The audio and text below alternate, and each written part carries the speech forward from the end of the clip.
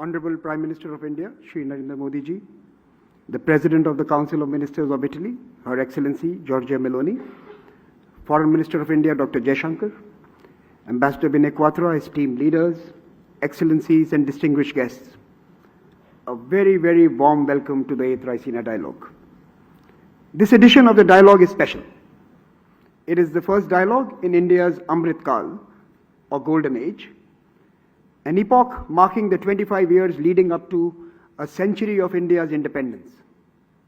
When colonial rule left our country starving of resources, it could not shackle the hopes and dreams of a billion people. Today, those aspirations remain alive, and 75 years that passed have led to this very moment of resurgence. Amrit Kal is when the population of this country will be lifted to new standards of living, when the state will grow it in its capacity to serve the needs of not just its own citizens, but those of the world, and when the country will invest in shaping a new global order that is responsive to all humanity and to our shared planet. The Raisina Dialogue seeks to be an ideas companion in this journey of India with the world. There is a packed agenda for the dialogue in the days ahead that allows us to engage with new voices, new thoughts and new ideas that could indeed change our paradigms. 2023 is also significant for India as it is the year of India's presidency of the G20, a group of nations that are pivotal to the world's future because their choices have cascading regional and global consequences. The failures of the G20 will hurt the world, and their successes will lift us all. The ambition of this year's G20 has also shaped the dialogue's agenda. From debating the need for reforms in multilateralism to encouraging lifestyle changes to mitigate the climate crisis, the Raisina Dialogue aims to support India's G20 priorities. This year, G20 also aims to be inclusive. The Honorable Prime Minister, Shri Narendra Modi, elaborated his vision at the Voice of the Global South Summit. He said, and I quote, "As far as India is concerned, your voice is India's voice, your priorities are India's priorities." This sentiment will be reflected in the Raisina Dialogue Town Hall on March 5th, where we will gather not only the G20 countries, but also participants from over 80 countries to be present and to discuss our common future. That collective future may be difficult to imagine at this moment, given what we went through in the first 2 years of this decade. Indeed, has it only been 2 years? From old conflicts resurfacing in Europe to convenient morality in Afghanistan, from complete disregard for the environment to selfish acts during the COVID-19 pandemic. This already feels like a very long decade, and this brought out the worst of humanity. Forums like this dialogue are seeking to bring out the best. It is during these gatherings that exaltations could catalyze an inclusive development policy that is fit for purpose. The theme for this year's dialogue is provocation, uncertainty, turbulence. Lighthouse in the tempest? Question mark.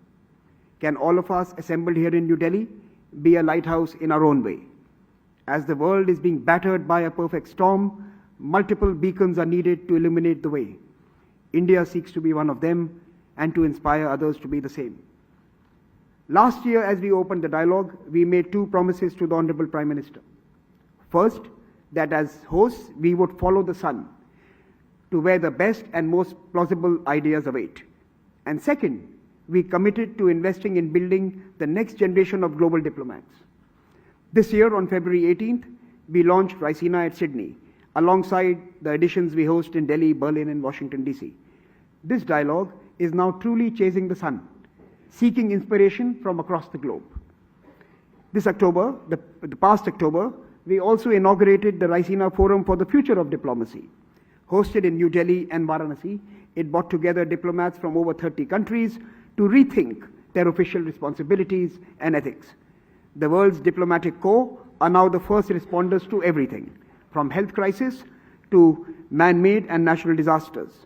The investment in skills and character that may be demanded of them need to be invested in and need to be invested in now. Continuing our tradition of engaging the brightest minds from around the world, We welcome the 2023 batch of the Raisina Young Fellows who are seated here to my right. We have 48 fellows from 33 countries and a community which is now close to 2,000 from over 110 countries. It is a hope that these young minds and others who will join us at the dialogue will take with them new perspectives, new friendships, and a new resolve, inspired by the ethos of this G20 priority and agenda. Vasudhaiva Kutumbakam, one earth, one family, one future. Stronger together is the Indian way. Perhaps that is the only way.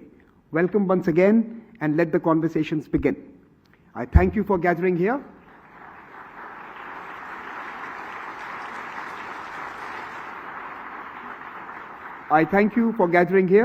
And I want to now invite the Chairman of the Observer Research Foundation, Mr. Sanjay Joshi, to introduce the dialogue and our keynote address and inaugural speaker.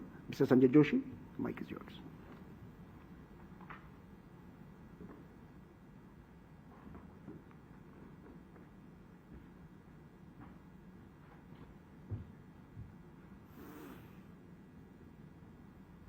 A very good evening to all our distinguished guests.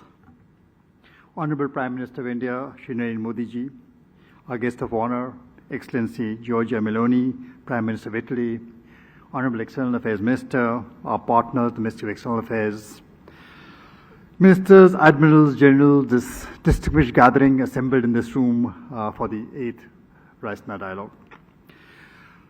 2 decades ago, the phrase Vision 2020 used to evoke hope and optimism over the future of a 21st century world, riding on the back of global value chains, free markets, into a world of universal prosperity. Well, 2020 came, and instead of a well-lit road going to the future, we seem to have hit a series of blind spots one after the other. And today, the engine of globalization, which is supposed to be the engine of growth, lies broken, rudderless.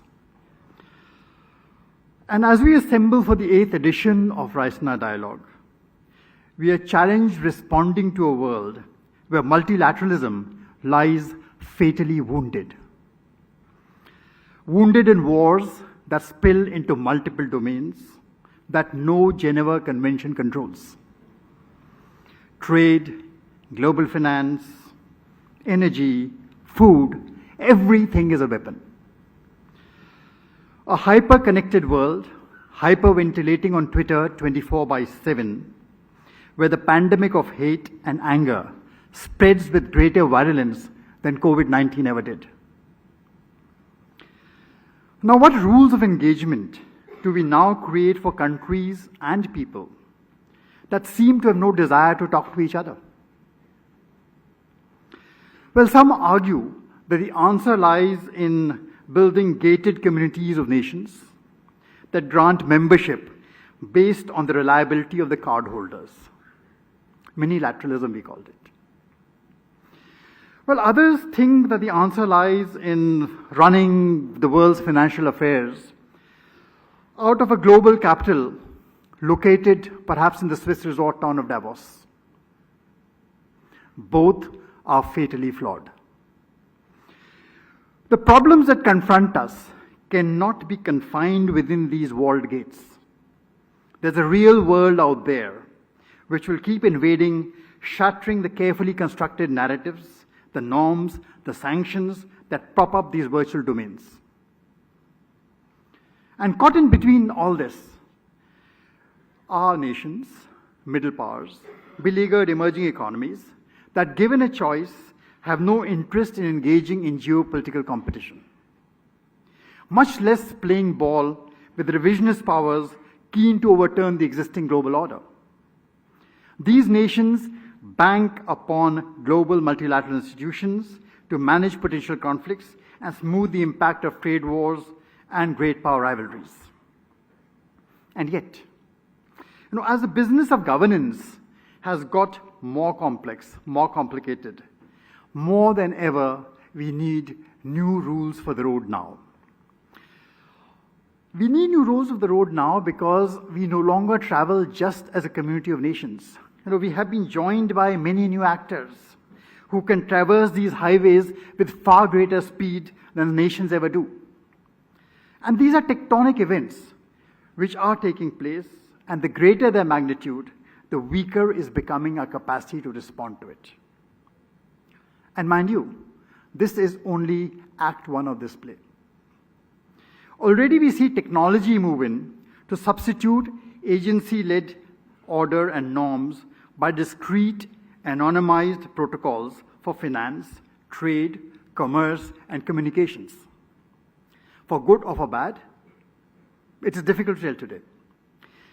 But in Act 2, which is coming, which is called the Age of the Intelligent Machine, now, unlike science fiction, the machine age does not manifest itself suddenly as an omnipresent, all-knowing chatbot appearing one fine day.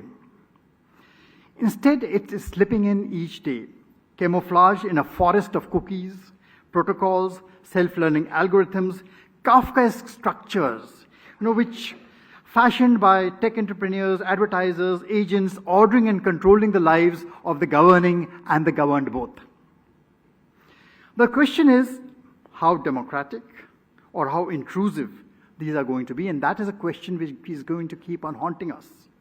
And we can be sure that in the days ahead, the negotiations and the confrontations to settle these structures are going to be very intense. So the Raisina Dialogue 2023, today we are holding it as India takes charge of the G20, and a year that promises to be more than the ordinary. This forum comes at a time when many of us in Delhi believe that we have the ability to incubate conversations where many of these posers must be responded to. Our hope is that the Raisina Dialogue becomes one of the most influential of these platforms during India's presidency, a forum where each one of us in these troubled, tempestuous times contributes to the quest for answers and becomes part of the lighthouse that guides the ship back safely to shore.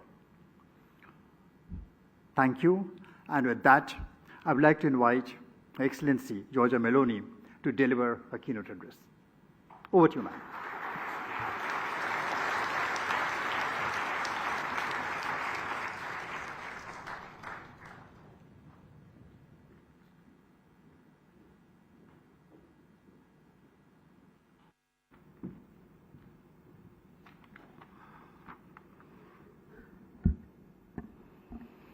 Well, dear Prime Minister Modi, Excellencies, distinguished guests, Namaskar. It is an honor for me to inaugurate this year's Raisina Dialogue and to do so in front of such an extraordinary audience, an audience that includes representatives from across the G20, with whom Italy shares a special responsibility to find solutions to our common global challenges. With this in mind, well, I would like to take this opportunity to share my appreciation for Prime Minister Modi's hard work on handling a complex presidency and to reiterate Italy's full support to its success. I am told that the name of this international conference comes from Raisina Hill here in Delhi, from which the government is granted a broader view of India's capital city. In troubled times like today, this is, I think, a fitting metaphor of the vision that we as leaders, thinkers, civil servants need to adopt. It reminds me of the Palatino, the Campidoglio, and the other hills on which our ancestors founded ancient Rome more than 2,000 years ago, from which an extensive network of roads connected different provinces, leading from the center of the Italian peninsula to very diverse cultures. And I think that it is also the way we need of doing politics today. When I was running for the electoral campaign, I said that I didn't want to climb the institutions to gain power. I wanted to climb the institution, for it is the only way that you can have a better view of what is happening and give best solutions. And that is exactly what I see today. As we look at events around us, our identity shapes our field of vision, both as individuals and as nations. Identity is shaped deeply by geography, and at the same time, our thoughts could be shaped by provocation. Here I would like to try to interpret in a positive way the very interesting question posed by the organizers of this conference. And I will start from the word provocation, which could certainly be considered as an affront to our sensitivities, but also as a spur to think in a different way. A challenge to accept the challenges of uncertainty and turbulence. For nothing is more certain than the uncertainty of our historic times. This is definitely the era of uncertainty, and at the same time, a period of unprecedented turbulence. We are in a tempest, and we need to stand tall in considering our common challenges.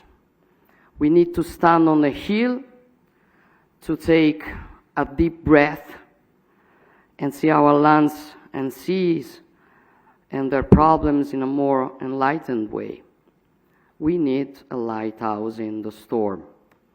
That is why opportunities like the Raisina Dialogue are so precious in times of accelerated and confusing events, which risk to be governed only with superficial thoughts and hasty actions. Therefore, let's go back to the fundamental factors, including the geographical one of our identities, and considering some important similarities between the wide and profound wealth of the Indian and Italian ancient cultures and contemporary interests. I wonder if one can speak of the concept of peninsularity, which could have a place next to those of insularity and continentality. Italy is deeply European.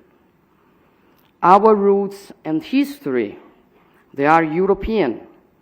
And together with the nation across the continent, we've built Europe's identity through the centuries.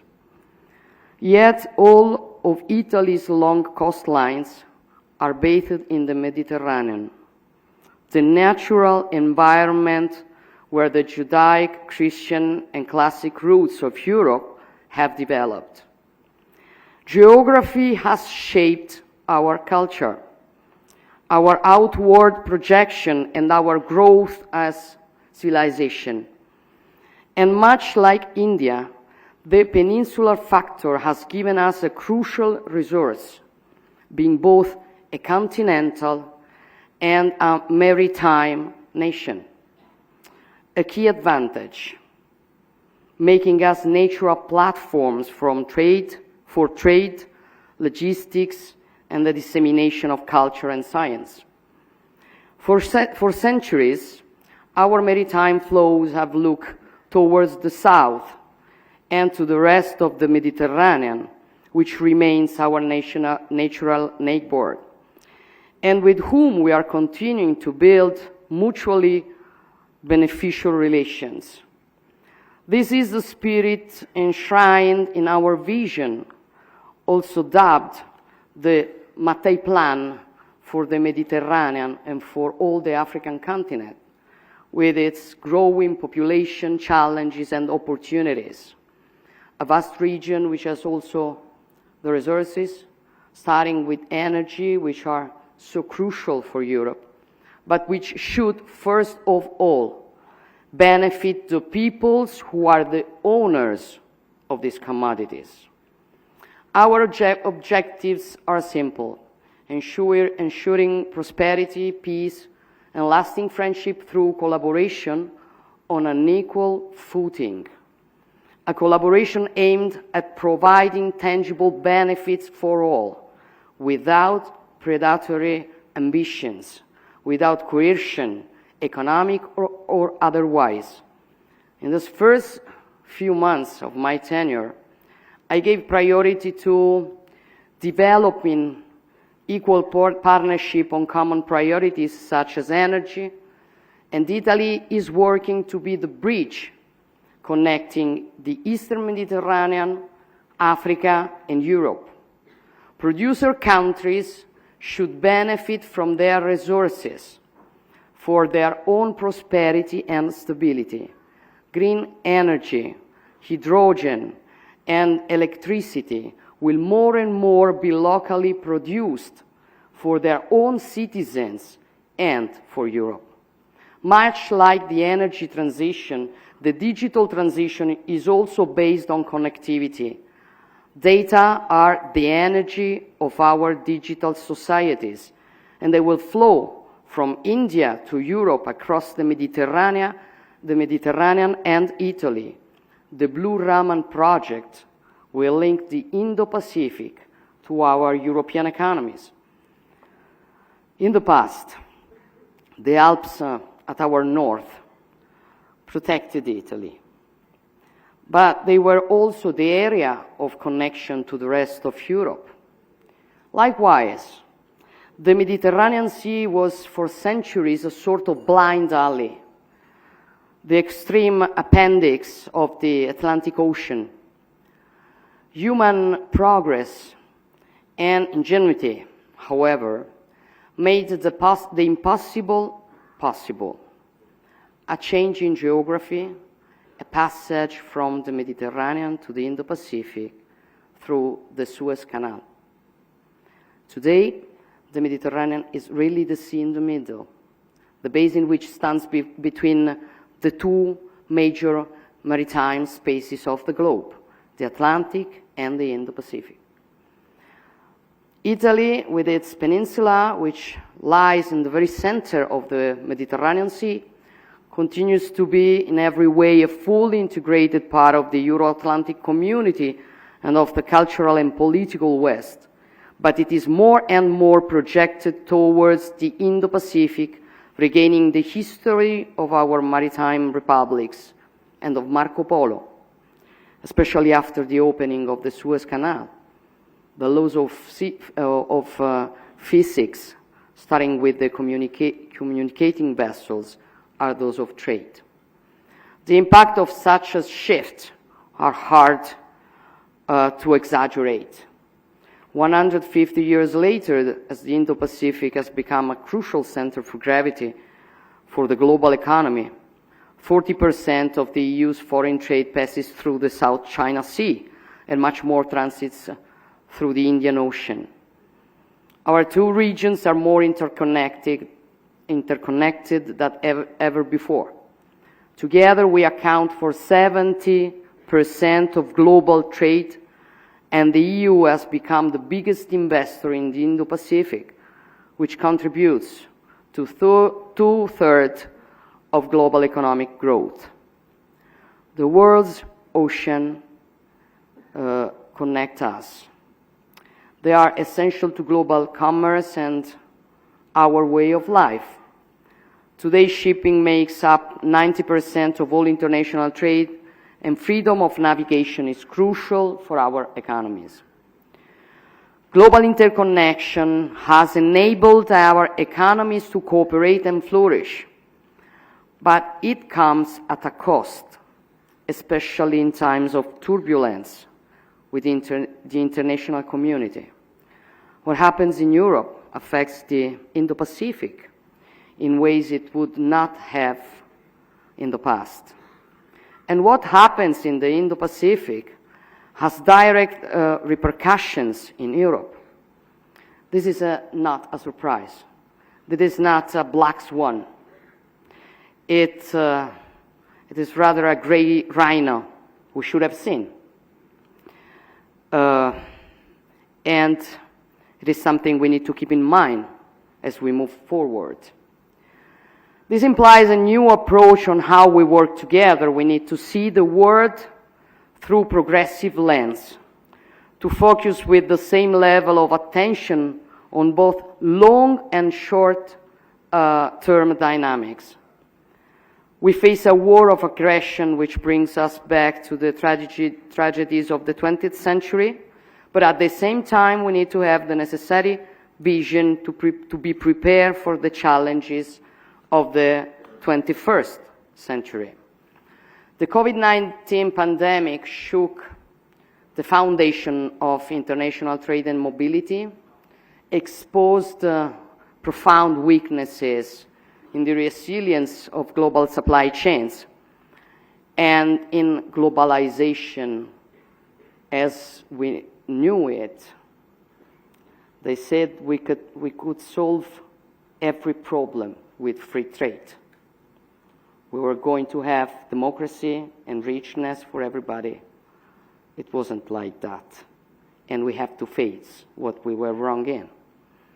As we worked to overcome these challenges, recover from the pandemic's devastating impact, and restore global trade flows, the Russian war of aggression against Ukraine disrupt global energy prices, endangered food security, and sent waves of inflation across the world to the detriment of the most vulnerable, especially in the global south. And it also put at risk global stability, peace, security, which depend on a predictable, rule-based international order. Just 1 year ago, we were poised to face the challenges of the 21st century, which were eradicating poverty, addressing climate change, managing the impacts of digitalization on information flows and on daily life in our societies, handling the advent of new technologies such as quantum computing and artificial intelligence. However, the events of February 24th last year brought us back to the wars of 20th century. I was in Kyiv last week. I witnessed the hard reality on the ground and felt the strength of the Ukrainians' national spirit among the destruction. The war is a war in Europe, distant geographically from many other parts of the world, which in many cases are facing their own hardships closer at hand. This should not, however, overshadow the relevance of what is at stake. The Russian attack is not simply an act of war or a localized conflict. It is an act against the territorial integrity of a sovereign nation in violation of the fundamental principle of the global order that enables the international community to thrive. And we cannot allow the very foundations of international law to be threatened, without which only military force would be taken into account, and every state in the world would risk being invaded by its neighbor. These are not only the interests of the European countries. These are the common goods for the coexistence of all countries of the world. We cannot sit idly in the face of this with this provocation at the heart of the UN Charter, which threatens to undermine stability across the globe. and we cannot allow the law of the strongest to overcome the strength of law. I know that there are many who feel that Europe has in the past failed to acknowledge that the world's problems are also its own. And perhaps until the past few years, our geopolitical stance has been less vocal than it could have been. This is no longer the case. And initiatives such as the EU strategy for the Indo-Pacific demonstrate that our views have indeed broadened. Regional affairs rapidly turn into global affairs in today's interconnected world. And unfortunately, Europe's problem today has become the world's problem. Italy and India share a profound conviction that only the rule of law can allow humanity to prosper and develop in balance and harmony. As forward-looking countries with rich cultures dating back millennia, we have a common human-centric vision in which democracy, science, peace, prosperity go hand in hand. The relationship between artificial intelligence and ethics is crucial. All developments must be human-centered. Our strength lies in our human capital, in our abilities to create and to push the boundaries of science, knowledge, and technology while keeping the state at the service of our citizens. We are building new bridge between academic and research centers of Italy and India. Despite the long history of our respective people, we are both young as states. We have had to overcome intense similar struggles to establish ourselves as independent states. It is no coincidence that the Italian Risorgimento was among the sources of inspiration for many Indians fighting for their independence, and that the work of Giuseppe Mazzini, a key figure for Italy's unification, was translated, read, and studied by many Indian patriots. Gandhi himself, whose Young India drew from Mazzini's Giovane Italia, recognized his influence, saying, "There are few examples in the world of a man who alone accomplished this country's resurrection by the power of his thoughts and extreme dedication throughout the course of his life." Our civilizations have met, touched, and influenced each other along the centuries. There are many examples, but one struck a particular chord with me: the discovery of an Indian ivory statue in the 2,000 years old ruins of Pompeii, a powerful testimony of the depth of our historical relations. Our cultures are hymns to life and love, and we will continue to fight with determination against those who worship hate and violence. Terrorism is a cancer that also needs to be faced through a wide international cooperation, and it must be addressed with leadership and resolve. As I sit in my office in Palazzo Chigi in Rome, which is known as the Prua d'Italia, the bow of Italy, I am often reminded of my nation's maritime nature. As we navigate the waters of the world, we must navigate the new horizons of the 21st century. We need to see better as we move through uncertainty, to strengthen the resilience of our global relationships through greater cooperation and diversification. It is true that, as the title of this year's Raisina Dialogue reminds us, we are weathering a storm, which is a terrible storm, that is making it difficult for our ships to sail through crosswinds and violent waves crashing on the surf. And fear has crept into their crews, and even the most seasoned sailors are hard-pressed to make the right decisions. Those who are at the stern, carrying the responsibility of their crews and of their ships, they can make the difference. And this is precisely the choice we as leaders have ahead of us, either swaying into turbulent waters or guiding our ships towards the safety of a friendly harbor. Our compass is our common endeavor to protect the shared human values that form the basis of our coexistence. India is a key player in this broad landscape, bathing in the Indo-Pacific much as Italy is at the heart of the Mediterranean.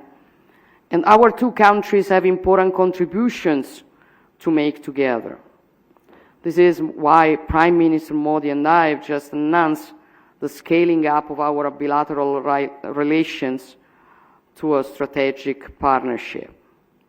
Building on bilateral tools and broader programs such as the EU Global Gateway, Europe and the Indo-Pacific, but also Latin America and the African continent, are enhancing their collaboration on all fronts, from connectivity to infrastructure and fair and sustainable trade, while keeping in mind the strategic priority for all of us, which is the energy transition.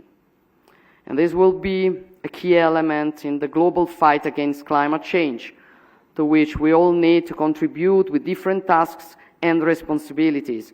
We have to do it bearing in mind our responsibilities towards the future generation, but also to our citizens today, and we need to do it in a balanced way.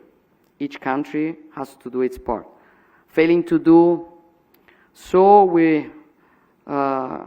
it would have a profound impact on humanity worldwide, directly through food shortage, drought, extreme weather events and other disasters, but also indirectly through new conflicts arising from climate-induced migrations and transboundary disputes over scarce resources. The need to accelerate the energy transition has been compounded by the energy crisis, which has highlighted the vulnerability of economies across the world. It has, however, also shown that global coordination on climate change is not a zero-sum game, but a true shared interest.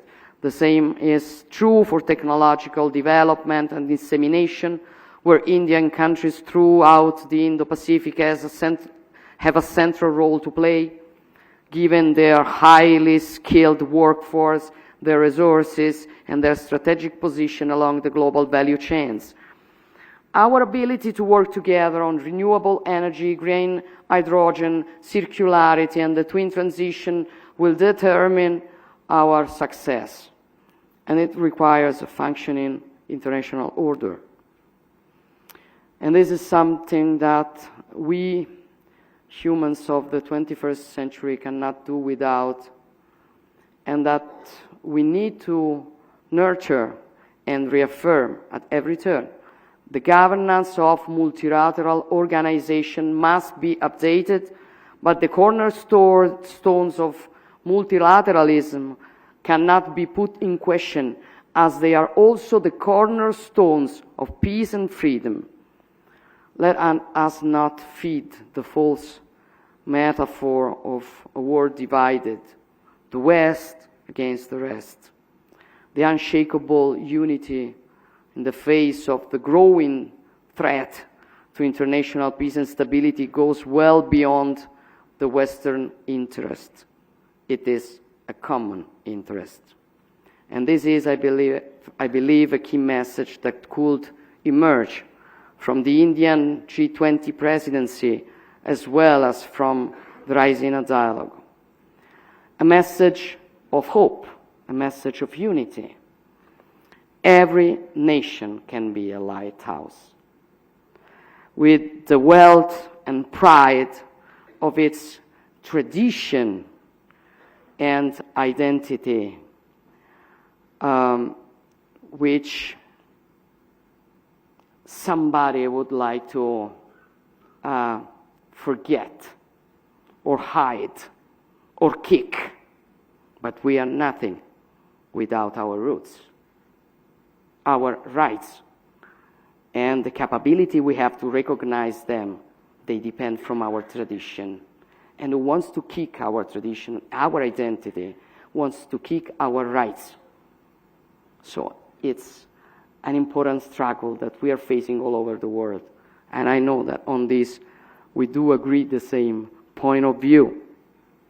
Lighthouses do not obscure each other, but they can shine together and help all of us to navigate in these troubled waters. Thank you very much.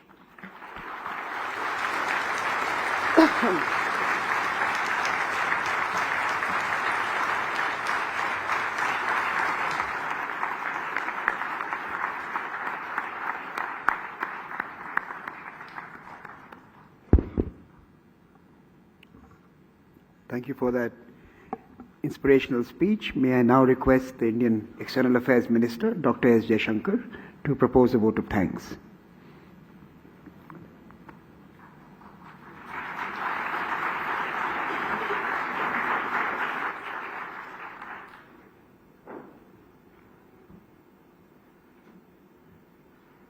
Prime Minister Narendra Modi ji, Prime Minister Giorgia Meloni, my distinguished foreign ministerial colleagues, excellencies, ladies and gentlemen.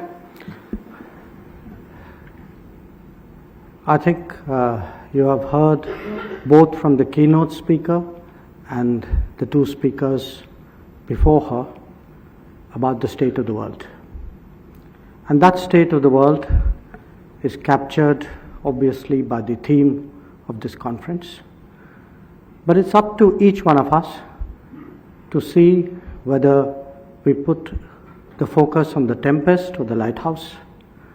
I think a lot of us, certainly in India, we can see the lighthouse shine quite brightly. We believe that for all the challenges in the world, there is the leadership, there is a vision, there are solutions, and much of that today forms the agenda of the G20. So it's my honor today to propose a vote of thanks. I particularly thank Prime Minister Meloni for joining us this evening. I thank the Prime Minister, Narendra Modi ji, for keeping his word year after year of being here. And to all of you, I wish you a very, very productive conference over the next few days. Thank you very much.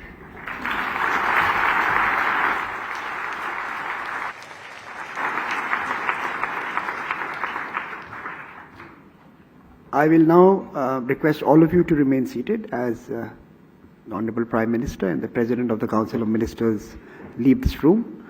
I will also request an orderly exit from this room thereafter, but first let our VIPs and chief guests leave the room.